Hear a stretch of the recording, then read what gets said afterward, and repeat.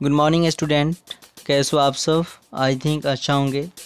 चलिए आज की क्लास में संस्कृत बनाने का सीखेंगे लोग, संस्कृत में अनुवाद बनाना सीखेंगे लोग। तो आज के लिए कुछ लाइनें हैं कि आपको ठोकरें गिरा नहीं सकती, कि आपको ठोकरें गिरा नहीं सकती, मेहनत कभी हरा नहीं सकती, अगर आपके अंदर जीत हो जीत की तो आपको हार भी हरा नहीं सकती। चलिए कहने का मतलब है कि आप जो है एक प्रण और एक जिद लेके बैठिए कि आज जो है संस्कृत में अनुवाद बनाना सीखेंगे लोग। और मैं आशा करता हूँ कि अगर आप लोग वीडियो के लास्ट तक बने रहिएगा तो संस्कृत में अनुवाद बनाना 100% सिखा देंगे और 100% सीख जाइएगा। इसलिए वीडियो के लास्ट तक बने रहिए और वीडियो को ज़्यादा से ज़्यादा लाइक एंड सब्सक्राइब करते रहिए और अपने दोस्तों के पास शेयर भी कीजिए। चलिए पढ़ते हैं कि अनुवाद बनाने का क्या नियम है। संस्कृत में अनुवाद बनाते समय सबसे पहले हमें इस बात पर ध्यान देना होगा कि कर्ता जिस रूप वचन तथा लकार का होगी, क्रिया भी उसी रूप वचन तथा लकार की होगी। कहने का मतलब जब हम संस्कृत में अनुवाद बनाएंगे तो इस बात पर ध्यान देंगे कि कर्ता जो कार्य कर रहा हो, जो मुख्य भूमिका निभाता है, जैसे पुरुष वचन तथा लकार, कर्ता जिस लकार की जिस पुरुष का होगा, जैसे एक बालक, दो बालक, बहुत सारे बालक आ जाए तो उसमें कौन सा लकार कौन सा पुरुष आएगा, और क्रिया भी उसी वचन लकार और वचन से और पुरुष से चलेगी। तो अभी ये जानेंगे कि संस्कृत में अनुवाद बनाते समय इस बात को ध्यान रखते हैं कि संस्कृत बनाते समय कर्ता जिस रूप वचन लकार की होगी, क्रिया भी उसी रूप लिंग और वचन और लकार की होगी। तो अभी तक इतना ही जाना। अब सीखेंगे लोग वचन क्या होता है, लकार क्या होता है, तब हम आपको अनुवाद बनाना सिखाएंगे। जैसे आ जाए एग्जाम्पल, मैं प्रतिदिन विद्यालय जाता हूँ, तो अहम प्रतिदिनम विद्यालयम गच्छति। अहम मतलब मैं होता है, जो आपको उत्तम पुरुष में आता है। प्रतिदिन का प्रतिदिनम होता है, क्या जो है लट लकार का है, सब सिखाएंगे। लकार कितने होते हैं अभी इसके एग्जाम्पल दिया हुआ है कि मैं प्रतिदिन विद्यालय जाता हूँ, अहम प्रतिदिनम विद्यालयम गच्छति। अब आता है कि सर कर्ता क्या होता है, कर्ता समझा दीजिए। तो वाक्य में जो काम करता है उसे कर्ता करते हैं। कहने का मतलब वाक्य में जो मुख्य काम करता हो, जिसका मुख्य भूमिका होता है, उसी को कर्ता कहते हैं। फॉर एग्जांपल, मोहन घर जाता है, तो कौन घर जाता है, तो मोहन जाता है, तो मोहन आपको क्या हो जाएगा, कर्ता हो जाएगा। मेन काम इसी का है, कौन घर जा रहा है, तो मोहन जा रहा है, तो आपका मोहन क्या हो जाएगा, कर्ता कारक होगा। इसका अनुवाद कैसे बनाएंगे, मोहना गृहम गच्छति, मोहनम गृहम गच्छति, मोहन घर जाता है, मोहनम गृहम गच्छति। यहाँ पे सोहन आ जाए, सोहन घर जाता है, सोहना गृहम गच्छति। इस तरह से बनाना सिखाएंगे।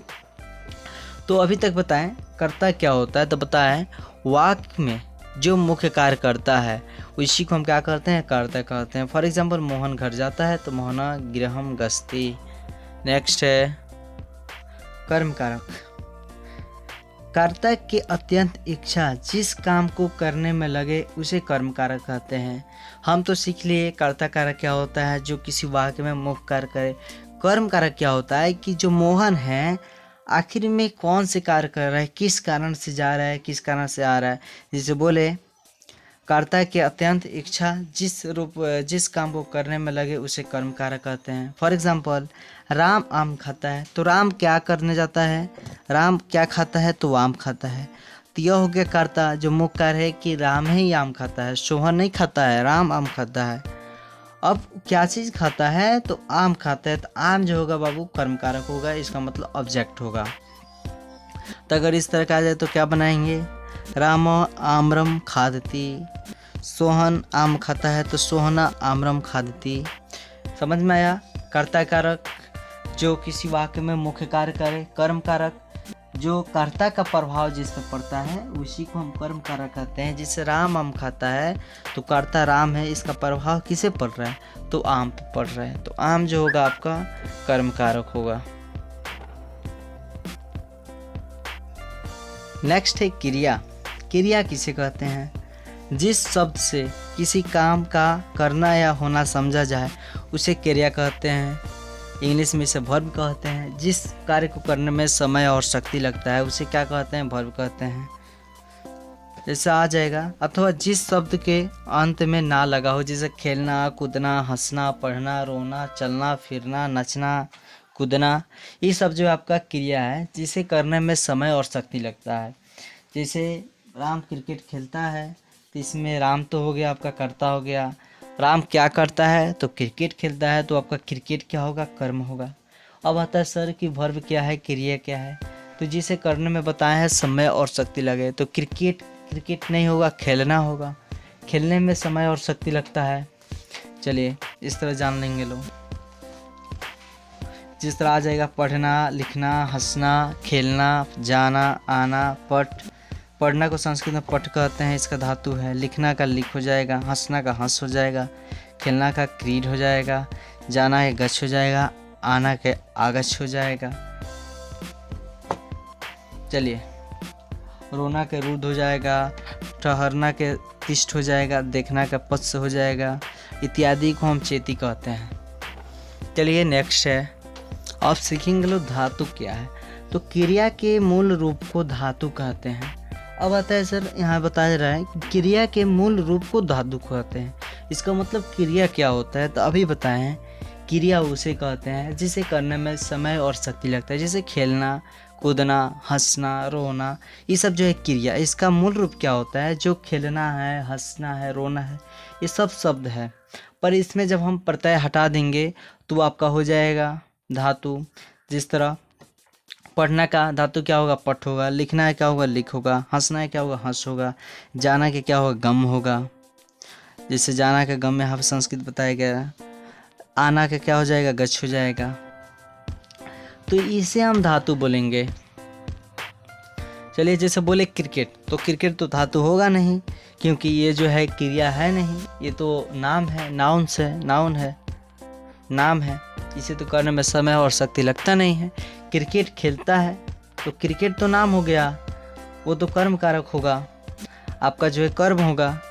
पर क्रिया क्या होगा? तो खेलना है, खेलने में समय और शक्ति लगता है, तो वह होगा क्रिया। तो इस तरह हम समझेंगे लोग, क्रिया के मूल रूप को धातु कहते हैं। जिस तरह पढ़ना का पठ होता है, लिखना का लिख होता है, हंसना का हंस होता है, जाना का गम होता है और आना का गच्छ होता है, और चेती का मतलब इत्यादि होता है। ध्यान रखिएगा लोग। चलिए नेक्स्ट है वचन। देखिए वीडियो के लास्ट तक बने रहिएगा लोग। मैं 100% आशा करता हूँ कि आपको जो है संस्कृत में अनुवाद बनाना सिखाकर ही छोड़ूंगा। तो आप लोग वीडियो के लास्ट तक बने रहिए और ज़्यादा से ज़्यादा share and like and subscribe कीजिए। चलिए वचन क्या है? जिससे संख्या या पदों का बोध होता है उसे वचन कहते हैं।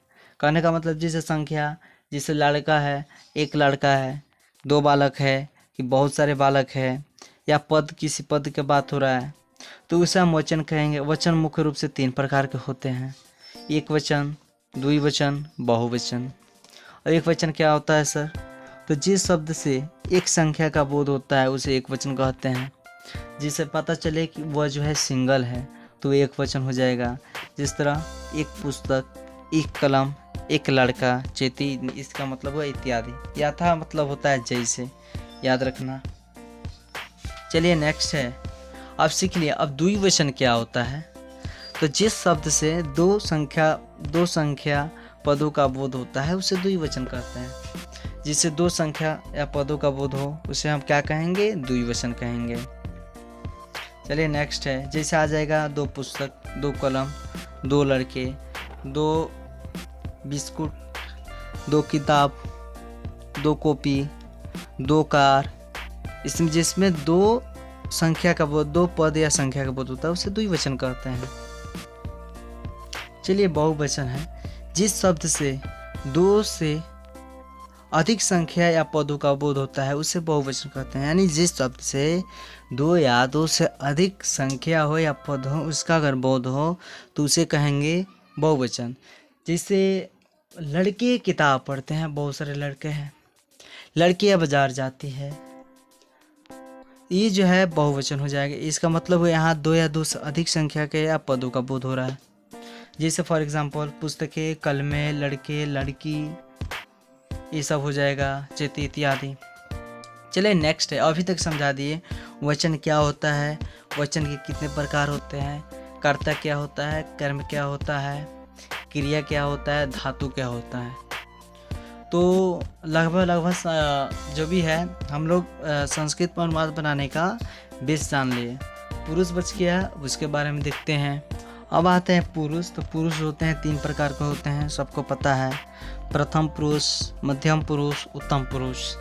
प्रथम पुरुष क्या है? जिसके बारे में कुछ कहा जाए या बताया जाए, संस्कृत व्याकरण में उसे प्रथम पुरुष कहते हैं। जैसे बोले वह क्रिकेट खेलता है। देखिए जब आप जाइएगा इंग्लिश में जब पढ़िएगा पर्सन, तो वहाँ पे बताया जाएगा कि जो इसके बारे में कुछ कहा जाए उसे हम थर्ड पर्सन कहते हैं। जैसे बोले वह देखा, वह लड़का पढ़ता है, इसका मतलब थर्ड पर्सन है। हम किसी सेकेंड पर्सन से बोल रहे हैं कि वह पढ़ता है, तो यानी थर्ड पर्सन हो गया। पर संस्कृत में जो है थर्ड पर्सन यहाँ पे फर्स्ट पर्सन होता है, प्रथम पुरुष। जैसे वे दोनों क्रिकेट खेलते हैं, हम सब बाजार जाते हैं, ये आपको हो जाएगा प्रथम पुरुष। तो जिसके बारे में कुछ कहा जाए या बताया जाए, संस्कृत व्याकरण में उसे प्रथम पुरुष कहते हैं। मध्यम पुरुष है, सुनने वाले को संस्कृत में मध्यम पुरुष कहते हैं। वही आ जाओगे इंग्लिश में, तो जो सुनता है उसे सेकेंड पर्सन कहते हैं। जैसे तुम अच्छे हो, आप लोग किताब पढ़ते हैं, तुम सब क्रिकेट खेलते हो, तुम दोनों अंग्रेजी पढ़ते हो। यहाँ पे हो गया सेकेंड पर्सन। मैं आमने सामने किसी से बात कर रहा हूँ कि आप जो है अच्छे हैं, तुम क्रिकेट खेलते हो, हम सब बाजार जाते हैं, तो हो गया होगा आपका मध्यम पुरुष। नेक्स्ट है उत्तम पुरुष। बोलने वाले को संस्कृत व्याकरण में उत्तम पुरुष कहते हैं। जैसे मैं हंसता हूँ, मैं रोता हूँ, मैं गाता हूँ, मैं पढ़ाता हूँ, मैं टीचर हूँ। जैसे बोले मैं क्रिकेट खेलने जाता हूँ, ये सब जो हो गया आपका बाबू उत्तम पुरुष हो गया। जैसे हम सब देखते हैं, हम दोनों पढ़ते हैं, हम दोनों नाचते हैं, यानी हम यहाँ पे बात कर रहे हैं, खुद ही बोल रहे हैं, अपने बारे में बोल रहे हैं, तो आपका हो जाएगा उत्तम पुरुष। तो आई थिंक मैं आशा कर सकता हूँ कि आपको जो है यहाँ तक सब चीज़ समझ में आया होगा। तो अब जो है संस्कृत जो हिंदी को संस्कृत जो अनुवाद करते हैं संस्कृत में, अब उसके पड़ाव पे आ गए हैं। तो प्लीज़ आप लोग वीडियो के लास्ट तक बने रहिएगा और ध्यान से देखते रहिएगा। चलिए अब जो है कर्ता का रूप देखेंगे। कर्ता तो बता दिए क्या होता है, जो कार्य क्या हो, जो किसी वाक्य में कार्य मुख्य रूप से करे, यानी जिसका मेन इन्फ्लुएंस हो, वही है। जैसे अब कर्ता का रूप देख लेंगे। कर्ता क्या होता है, जो मुख्य काम करते हैं। जैसे वह पढ़ता है, तो इसमें क्या है, कर्ता क्या है, तो वह तो है। तो आप सीखेंगे लोग वह का क्या होता है, वे दोनों का क्या होता है, वे सब का क्या होता है। तो दिया है सर, एक वचन, द्विवचन, बहुवचन, प्रथम पुरुष, मध्यम पुरुष और उत्तम पुरुष आ जाएगा। तो इसे याद रखना, स, तौ, ते, तम, इवम, इवाम, अहम, अवाहम, अवयम। इसका मतलब हुआ अगर आ जाए वह पढ़ता है तो स लगाएंगे, अगर आ जाए वे दोनों पढ़ते हैं तो तौ लगाएंगे, वे सब पढ़ते हैं चाहे वे लोग पढ़ते हैं तो ते लगाएंगे। वह जाएगा तुम पढ़ते हो तो तौम लगाएंगे, तुम दोनों पढ़ते हो तो इवाम लगाएंगे, तुम लोग पढ़ते हो तो इवम लगाएंगे, तुम सब पढ़ते हो तो इवम लगाएंगे। अगर आ जाए मैं खेलता हूँ तो हम दोनों खेलते हैं तो अवाहम, हम सब खेलते हैं तो वयम, चाहे हम लोग खेलते हैं तो वयम। तो याद रखना, अगर कोई फर्स्ट पर्सन का मतलब जहाँ सिंगुलर नंबर का बोध होता है वहाँ पे स लगाएंगे, जहाँ पे लगे कि दो है, द्विवचन का है, जैसे दो बालक, जैसे वे दोनों पढ़ते हैं। अब बोलोगे सर अगर ये तो हो गया, अगर किसी का नाम आ जाए तो इसमें क्या करेंगे, तो उसमें भी देखेंगे जो भी नाम होगा वो आपका प्रथम पुरुष के अंतर्गत आएगा। जैसे एक बालक पढ़ता है तो बालक, अब बालक रूप याद करना पड़ेगा, दो बालक तो बालको, तो ये आपको याद रखना पड़ेगा। और किस वचन का होगा, तो सब डिटेल में बात करेंगे। अभी ये ध्यान रखना है कि अगर वह आ जाए तो स लगाएंगे, वे दोनों आ जाए तो तो लगाएंगे, वे सब आ जाए तो ते लगाएंगे, तुम आ जाए तो तोम लगाएंगे, तुम दोनों आ जाए तो इवाम लगाएंगे, तुम सब आ जाए तो इवम लगाएंगे, मैं आ जाए तो अहम लगाएंगे, हम दोनों आएगा तो अवाहम लगाएंगे, और हम सब आ जाएगा तो वयम लगाएंगे। चलिए यहाँ से अब जो है ये संस्कृत में अनुवाद बनाने का बोल सकते हैं इसे क्लास स्टार्ट होने वाला है। सबसे ज़बरदस्त अब क्लास स्टार्ट होने वाला है, तो आप लोग अब जो है लास्ट तक बने रहिए और अच्छा से देखते रहिए। चलिए भैया, लकार क्या होता है। अब लकार देखेंगे, लकार कितने प्रकार के होते हैं। तो लकारों की संख्या 5 होती है। लट लकार जिसे हम वर्तमान काल बोलते हैं, इंग्लिश में प्रेजेंट टेंस बोलते हैं। दूसरा होता है लंग लकार जिसे हम भूतकाल बोलते हैं और आपका इंग्लिश में पास्ट टेंस बोलते हैं। तीसरा जो आपका होता है लोट लकार जिसे आज्ञार्थक या आज्ञा लेना है यानी आज्ञा लेना, जैसे तुम जाओ, मत बोलो, मत हंसो, आना, आओ, जाओ, क्रिकेट मत खेलो, ज़्यादा मत बोलो, ये हो गया आज्ञा। विधि लिंग मतलब चाहिए, जिसमें जैसे तुम्हें किताब पढ़ना चाहिए, किस सजेस्ट दें, तुम दोनों को व्यायाम करना चाहिए, हम लोग को दौड़ना चाहिए, हम लोग को पढ़ना चाहिए, खुद से सजेशन किया जा रहा है। तो वहाँ पे तो अब सीखेंगे लोग लट लकार क्या होता है, इसका मतलब प्रेजेंट टेंस क्या होता है। अब यहाँ से आपको जो है छोटा छोटा शॉर्ट कर करके अब जो है संस्कृत बनाना खुद ही सीख जाओगे बाबू। इसे जो है याद करना बहुत ही ज़रूरी है, क्योंकि जो है बिहार बोर्ड में यहाँ से 14 से 15 नंबर का पूछा जाता है। अगर आप वीडियो के लास्ट तक बने रहिएगा तो मैं आशा करता हूँ कि आप जो है 14 से 15 नंबर वह जो है अपने जेब में रख लीजिएगा। चलिए लट लकार है वर्तमान काल प्रेजेंट टेंस। अब इसका पहचान क्या होता है। जिस हिंदी क्रिया का अंत में ता है, ती है, ते, ता, ते, ती या रहा, रही, रहे तो उसे हम क्या कहेंगे, लट लकार कहेंगे। इंग्लिश में आ जाओगे तो ता, ते, ती रहे तो प्रेजेंट इंडेफिनिट, रहा, रहे तो कंटिन्यूअस, पर यहाँ पे जो होगा एक में ही होगा। अब आएगा लट लकार, जो कार्य जो है वर्तमान में किया जाए। अब इसका बाबू रोल क्या होता है, सूत्र क्या होता है, तो आप आ जाओगे। इसका रोल होता है ती, तह, अंति, सी, थ, अमी, आव, आम। अब बोलोगे सर ये है क्या, ती, त, अंति, सी, थ, अमी, आव, आम। यह जो है इसका जो है रूल है कि अगर कोई ये लट लकार में आ जाए तो उसे ट्रांसलेशन बनाते समय इसका उपयोग करेंगे। जैसे वह पढ़ता है तो हमको पता है वह जो है वह का स्व होता है, पढ़ना का होता है तो पठ होता है, तो स्व पढ़ती। वहाँ पे जो है आपको ये प्रत्यय लगाना पड़ेगा, सह पढ़ती। इसका मतलब वह आ गया तो क्या लगाएंगे, ती लगाएंगे।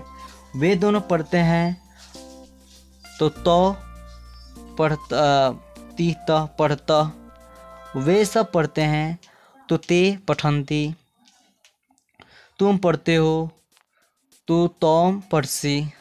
तुम दोनों पढ़ते हो तो आपका हो जाएगा, तुम दोनों का क्या हो जाएगा, तुम दोनों का इवाम हो जाएगा, तो इवाम पढ़ता। तुम लोग पढ़ते हो तो इवम पढ़ता। तो आपको इस तरह से बनाना है। तो अभी इसे याद करना है तो बहुत आसान है। ती, ता, अंति, सी, था, अमिया, आमा। नेक्स्ट है बाबू, अभी तो सीख लिए रूल, यानी आ जाओगे ट्रांसलेशन बनाते बोलते हो। यह जो इसका स्ट्रक्चर्स है, जैसे प्रेजेंट इंडिफिनिट का होता है सब्जेक्ट प्लस वर्ब 1 या वर्ब 5 प्लस सब्जेक्ट, उसी तरह यह जो था उसका स्ट्रक्चर था, संस्कृत बनाने का स्ट्रक्चर्स है। पर यहाँ पे जो है पूरा क्लियर करके बताए हैं। प्रथम पुरुष, मध्यम पुरुष और उत्तम पुरुष, एक वचन, द्विवचन, बहुवचन। जैसे गच वह जाता है तो स गच्छति, वे दोनों जाते हैं तो स गच्छत, वे सब जाते हैं तो ते गच्छन्ति। उसी तरह गच्छति, तो याद रखना गच्छति, गच्छता, गच्छन्ति, गच्छते, गच्छत, गच्छत, गच्छामि, गच्छावा, गच्छामो। ये जो है आपको हर हाल में याद रखना है, इसे भूलना नहीं है।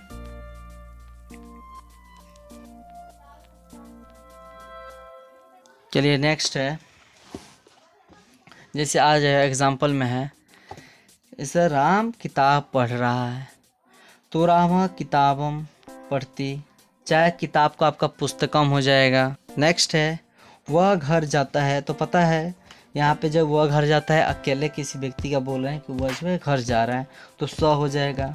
घर का क्या होगा, गृहम होगा। जाना है क्या होता है, गच होता है। तो हमको पता है कि यह जो है क्या है, तो आपका एक वचन का है। एक वचन वह का क्या होता है, तो आपका स होता है, तो स दे दिए। अब है कि वह जाता है, तो जाता का एक वचन देखेंगे, इसका मतलब यहाँ पे क्रिया। पता है संस्कृत में अनुवाद बनाने का क्या है, तो कर्ता जिस क्रिया वचन का होगा उसमें क्या करेंगे, और उसी का क्रिया भी वही चीज़ होगा। तो देखो यहाँ पे जो है सब्जेक्ट जो है कर्ता जो है क्या है, ये आपका जो है प्रथम पुरुष का है। तो प्रथम पुरुष का जो है एक वचन का है, तो क्रिया भी क्या लगेंगे, प्रथम पुरुष का एक वचन। तो जाना है क्या होता है आपको, तो गच होता है। जब जाना है का गच होता है, तो अब सीखेंगे लोग गच का एक वचन क्या होगा। तो यहाँ पर स्पष्ट दिया है कि प्रथम पुरुष यानी गच का प्रथम पुरुष का एक वचन क्या होगा, गच्छति होगा। तो क्या बनाएंगे, सह गृहम गच्छति। आ जाएगा नेक्स्ट, राम किताब पढ़ रहा है, तो राम किताबम पढ़ती या पुस्तकम पढ़ती। और फिर देखो राम आ गया। अब तो बोलोगे सर वहाँ पे तो बताए हैं जब वह आ जाएगा, वे दोनों आ जाएगा, हम सब आएगा, तो हम ही लगा सकते हैं। पर नाम आ जाए तब क्या करेंगे, तो जिस तरह आप लोग पढ़े होंगे लोग कि जो थर्ड पर्सन होता है इंग्लिश में, कि कोई भी नाम हो, चाहे सिंगुलर नंबर हो या सिंगुलर नाम हो, तो वहाँ पे हम क्या लगाते हैं, थर्ड पर्सन का अंतर्गत आता है। वही है यहाँ पे जो है कोई भी नाम, वह आ गया, वह आ गया, ये सब जो होता है ये आपका प्रथम पुरुष होता है। प्रथम पुरुष में जो है एक वचन है ये, जैसे वह जो है अकेले है, जैसे वह घर जाता है, यहीं पे बोल सकते हैं राम घर जाता है, वही बात हुआ। पर यहाँ पे जो है राम के बदले में हम वह लगाते हैं, तो आपका रामा हो जाएगा। अब पुस्तक है, यहाँ पे यह नाउंस है, तो नाम है, तो यहाँ पे है शब्द है, तो पुस्तकम हो जाएगा, किताबम भी हो जाएगा, पुस्तकम भी हो जाएगा। अब पढ़ना के पढ़ती अब कैसे देंगे, अब देखेंगे यह जो है एक वचन का आता है, तो पढ़ती पढ़ता पठंती होगा, तो यहाँ पे क्या होगा, पढ़ती हो जाएगा। तो मैं आशा करता हूँ कि आपको जो है समझ में आ रहा होगा। आप जो है वीडियो के 2 बार 3 बार देखिएगा जब तक समझ में नहीं आ जाए तब तक, क्योंकि हम लोग का यह माइंडसेट ही चलते जा रहा है कि हम जो है 0 क्लास से लेकर 9 तक संस्कृत पढ़ेंगे लो नहीं, और 10th में आएंगे लो। तो यह है कि अब संस्कृत सही नंबर का होता है, नेसेसरी हो जाता है, तो पढ़ना पड़ता है। तो आपको जो है पहली बार पढ़ रहे तो बाउंस कर रहा होगा, तो आप जो है इत्मीनान से और अच्छा से आप 2 बार 3 बार जो है स्पीड बढ़ा के रिवीजन कर लीजिएगा, सब समझ में आ जाएगा। चलिए अब जो है लकार का पहला हम लोग कंप्लीट कर लिए लोग, बताएं क्या है, फिर से रिवीजन करते हैं। लट लकार क्या होता है, जिस क्रिया का अंत में रहा है, रही है, रहे हैं, ता है, ती है, ते है, तो उसे जो है लट लकार में समझेंगे। इसका रूल क्या होता है, तो ती ता अंति अमियावा, सीता था अमियावा आमा। जैसे वह जाता है तो स गच्छति, वे दोनों जाते हैं तो तीता, तो गछता, इस तरह। तो आपको याद करना पड़ेगा। अब जो है सेकेंड जो है लंग लकार है, जिसे हम बोलते हैं भूतकाल, और संस्कृत में बोलते हैं पास्ट टेंस, और इंग्लिश में पास्ट टेंस। चलिए पहचान क्या है, जिस हिंदी क्रिया के अंत में ता है, ती है, ते है, रहा है, रही है, रहे हैं के बाद था, थे, थी या ये रहे लगा रहे, तो हम जो है भूतकाल में समझेंगे। या अवा का कोई भी, जैसे वह किताब पढ़ी, वह आई, वह गई, इस तरह। तो इसका जो रूल क्या होता है, तो इसका रूल होता है त ताम अन अह तम त अम आओ आम। क्या होता है, त ताम अन अह तम त अम आओ आम। अब जो है ये तो सीख लिए रूल होता है। अब जो है और भी इसका जो है आप सीखेंगे लोग आखिर में यह क्रिया में किस रूप में कार्य करता है। जिस तरह यहाँ पे बोलोगे सर कि आप जो है सिर्फ गच का लिए है, तो गच की जगह पे आप जो है पढ़ना का भी ले सकते हो, देखना पश्यति का भी ले सकते हो। बस जिस तरह यहाँ पे बैठाया गया है, जो जो ब्लू से लिखा हुआ है वह जो क्रिया है प्रत्यय है। इसका मतलब कहने का मतलब है लंग लकार का जो है रूल है। यहाँ पे ये जो है आपका धातु है, तो धातु की जगह पे आप धातु जैसे पढ़ना, लिखना, हंसना, रोना सब ले सकते हो।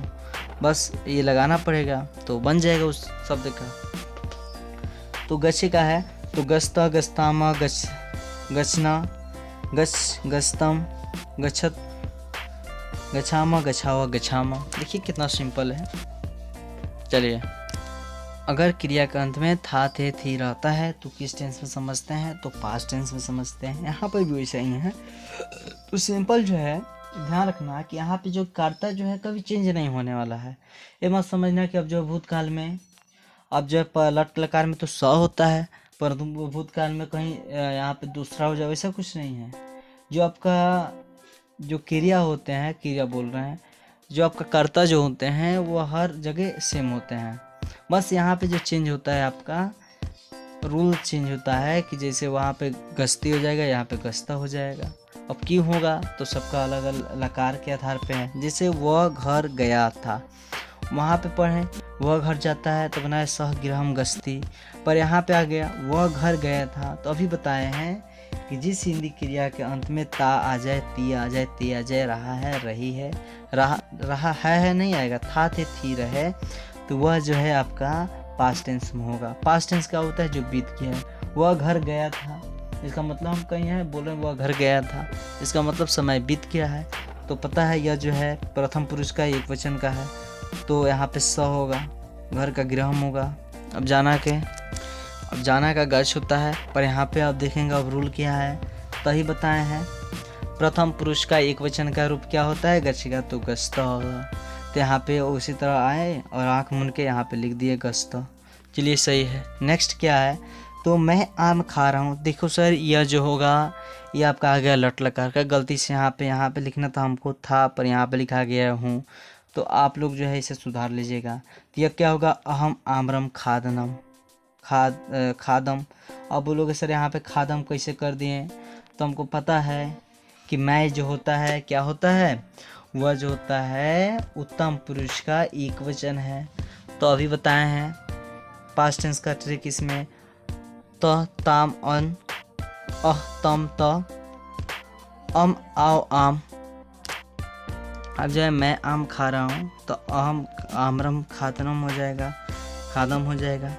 आपको जो है उत्तम पुरुष का प्रथम पुरुष है, तो यहाँ पे देखिए स्पष्ट लिखा हुआ है उत्तम पुरुष का आपको जो है प्रथम उत्तम पुरुष का एक वचन में है, अम आ गया। तो अम जो है यहाँ पे अम जो है वो आकारे ना होता है भाई, तो यहाँ पे है खाना, तो खाद होता है तो खादनम हो जाएगा। तो मैं आशा करता हूँ कि आपको समझ में आया होगा। नेक्स्ट देखते हैं। नेक्स्ट है तीसरा लिट लकार, इसका मतलब भविष्यत काल जैसे बोलते हैं फ्यूचर टेंस।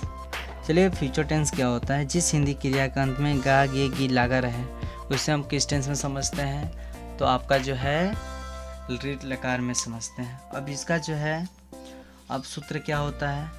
तो यह जो होता है उससे आपका जो है लट लकार से रिलेटेड होता है। जैसे सेती, सेता, सेंती, सेसी, सेत, सेत, श्यामी, श्याव, श्याम। इसमें जो है सिर्फ से जोड़ देना है, नहीं तो सब जो है क्या है आपका लट लकार का है। अब इसका जो है अब नोट में यहाँ पे ध्यान देना है। लीट लकार में क्रिया जैसे गच्छ का गम हो जाता है, पश्य का दृश्य हो जाता है, बहुत सारे अभी 8-9 है जो मुख्य रूप से एग्ज़ाम में पूछे जाते हैं। यही दो नोट में बताया गया है। और उसे जो है हम कभी आपको जो है शॉर्ट वीडियो में सबको डाल देंगे कि कौन कौन से जो धातु होते हैं लिट लकार में उसको चेंज करते हैं। तो अभी ध्यान रखना है नोट में लकार में जो गच्छ का गम होता है और पश्य का जो होता है दृश्य होता है। चलो नेक्स्ट है। नोट में क्रिया में ई लगता है या ये जोड़ा जाता है पता है आपको? अब चलते हैं क्रिया का रूप देख लेते हैं भाई। तो एक वचन, द्विवचन, बहुवचन। गमिष्यति, गमिष्यत, गमिष्यन्ति, गमिष्यसि, गमिष्यथ, गमिष्यत, गमिष्यामि, गमिष्याम, श्याम, श्याव, गमिष्याम।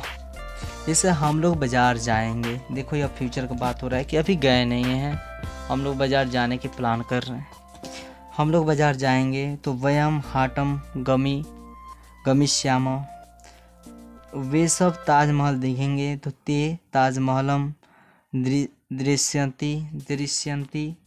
अब लोग सर यहाँ पे वयम कैसे हो गया, तो हमको पता है हम लोग जो है वयम होगा, जब मैं होगा तो अहम, हम सब होगा तो अवाहम, और आपका जो है हम लोग होता व्यायाम हो जाएगा, तो व्यायाम हो गया।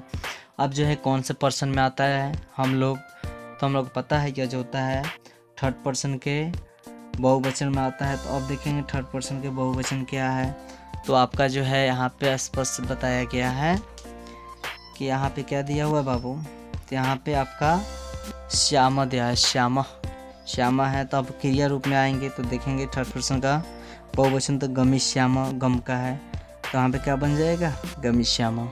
उसी तरह आपका वे सब ताजमहल देखेंगे तो ते ताजमहलम दृश्यति। चलिए नेक्स्ट है लोट लकार आज्ञार्थक, आज्ञा लेना या आज्ञा देना। तो इसका रूल क्या होता है, तू ताम अंतु ही तम त आनी आवा आम, तू ताम अंतु ही तम त आनी आवा आम। इसका क्रिया रूप क्या होता है, फास्ट देखते हैं, थोड़ा ज़्यादा लंबा वीडियो हो गया है, तो प्लीज़ आप लोग जो है लास्ट तक ये आशा करिएगा लो कि अब आपको जो है थोड़ा थोड़ा संस्कृत समझ में आ रहा होगा, ट्रांसलेट करना है। तो क्या होगा गच्छ का, तो गस्तु गस्ताम गच्छन्तु, गच्छ गस्तम गच्छत, गच्छानी गच्छावा गच्छामा। अब बोलोगे सर आप गच्छ धातु का ही सिर्फ काय लिए हैं, इसलिए लिए हैं कि आप जो है सभी लकार में आप स्पष्ट रूप से भिन्नता को देख सकेंगे, इसलिए जो है हम एक ही क्रिया को लेकर सब लकार में बता रहे हैं। जैसे क्या मैं घर जाऊं, तो ध्यान रखना क्या का जो होता है किम होता है, और अहम मतलब मैं होता है, गृहम मतलब ही होता है, और जो है या थर्ड पर्सन का एक वचन है तो गच्छामी होता है तो गच्छामी हो जाएगा, गच्छानी हो जाएगा।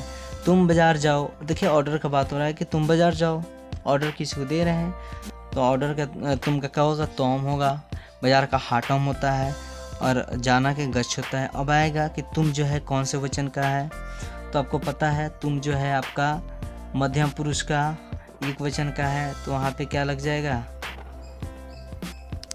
ये तुम बाजार जाओ तो तुम हटम गच्छ नहीं होगा, यहाँ पे थोड़ा त्रुटि हो गई, यहाँ पे होगा गच्छामी। कैसे, यहाँ पे जो है आप ध्यान दीजिएगा लोग कि आपका जो है मध्यम पुरुष का जो होता है, आपका जो है मध्यम पुरुष का एक वचन ही है, द्विवचन तम है और बहुवचन त है। तो यहाँ पे तुम जो है सेकंड पर्सन है, तुम बाजार जाओ, यानी यह जो आया मध्यम पुरुष है, तो मध्यम पुरुष का जो है क्या है, एक ही वचन का बात हो रहा है, यहाँ पे तो धातु रूप ही होता है। तो यहाँ पे अगर गच्छ का रूप देखेंगे तो गस्तु गस्ताम गच्छन्तु, यहाँ पे एक वचन है, गच्छ ही ना होगा, यहाँ पे गच्छ ही होगा, तो यहाँ पे तम हाटम गच्छ ही हो जाएगा। तो आप लोग वहाँ पे सुधार लीजिएगा। चलिए नेक्स्ट लास्ट बच गया है, चलिए नेक्स्ट है विधिलिंग लकार, पांचवा जो है चाहिए के अर्थ में। जैसे सूत्र इसका क्या होता है, पहला प्रथम द्वितीय बहुवचन, आपका जो है इसका रूल होता है एत एताम एव एह एतम एत एयम एव एम। चलिए अब जो है नेक्स्ट इसमें देखते हैं, अब क्रिया के रूप को देखते हैं। जैसे गच्छ जो है गच्छ क्रिया का, अब इत जो है तो एकले हो जाता है, तो गच्छेत गच्छेताम गच्छेउ गच्छेय गच्छेतम गच्छेत गच्छेम्य गच्छेम्य गच्छेव गच्छेम। एग्जाम्पल जैसे यथा में आ जाओगे, यथा मतलब जैसे होता है, जैसे उसे विद्यालय जाना चाहिए तो स विद्यालयम गच्छेत, उसे विद्यालय जाना चाहिए तो स विद्यालयम गच्छेत। स उससे जो होता है वो भी जो है उसे वह उसी का जो थर्ड पर्सन होता है तो स हो जाएगा, और विद्यालय का विद्यालयम होगा, और यह जो है क्या हो जाएगा आपका, तो आपका प्रथम पुरुष का एक वचन हो जाएगा, तो इत लगा हुआ है गच्छेत, तो यहाँ पे बना देंगे गच्छेत, सब विद्यालयम गच्छेत। एक और है मुझे आम खाना चाहिए, तो अहम मतलब मुझे, अहम आम्रम खादिन्यम। अब मुझे जो है आपका जो है उत्तम पुरुष का एक वचन है, तो उसमें बताया है एत एताम एव एह एतम एत एम एव एम, तो यम लग जाएगा इसमें, तो खाद्यनम खाद्यनम। तो आपका जो है यह जो है आपके लिए कुछ होमवर्क है। हम लोग बाज़ार जा रहे हैं वह किताब पढ़ता है, वे लोग फुटबॉल खेलते हैं। हमें सत्य बोलना चाहिए। मैं विद्यालय जाऊंगा, राम ने रावण को मारा, बालक रोज रोज पढ़ने जाते हैं, आप सत्य बोलो। मैं बाजार गया था, वह किताब पढ़ते थे। अब वो लोग सर राम ने रावण को मारा इसे कैसे बनाएंगे, तो जब हम आपको कर्ता कारक पढ़ाएंगे तो उसमें बताएंगे। अभी जो है शॉर्ट में और सीधा लाइन में जो संस्कृत है आप जो है उसे ट्रांसलेट कर सकते हो। अब लास्ट के लिए कुछ ऐसे लाइन है, काम करो ऐसा कि पहचान बन जाए, काम करो ऐसा कि पहचान बन जाए, हर कदम ऐसा चलो कि निशान बन जाए, कि हर कदम ऐसा चलो कि निशान बन जाए, जहाँ ज़िंदगी तो हर कोई काट लेता है, यहाँ ज़िंदगी तो हर कोई काट लेता है, ज़िंदगी जियो ऐसे कि कदर की मिसाल बन जाए। कहने का मतलब काम ऐसा करो कि पहचान बन जाए, कदम ऐसा चलो कि निशान बन जाए, यहाँ ज़िंदगी तो सब कोई काट लेता है, पर आप ऐसी ज़िंदगी जियो कि कदर की मिसाल बन जाए। भाइयों यहाँ पे जो है स्टूडेंट्स यहाँ पे जो है बताया जा रहा है कि आप जो है ऐसे मन लगा के पढ़िए, इतना अच्छा से पढ़िए कि आप जो है पहचान बने और अपने आप कदम का एक मिसाल बनिए। और अगर आप ये ठान ले रहे हैं कि नहीं ये मैं कर लूँगा, यहाँ तक ला सकता हूँ, तो वो जो आपका कोई नहीं काट सकता है, हार भी नहीं हरा सकता है। तो इसलिए आप जो है लगातार मेहनत करते रहिए। और जिस चीज़ में दिक्कत हो रहा है प्लीज़ कमेंट करके बताइए सर यहाँ पे दिक्कत है। और जो होमवर्क दिए हैं उसे जो है कमेंट बॉक्स में ज़रूर संस्कृत में अनुवाद करके कमेंट करना है। चलिए ओके, ऑल द बेस्ट। आज क्लास में यही, अगले क्लास में फिर कुछ नया टॉपिक लेके आएंगे। तब तक के लिए धन्यवाद।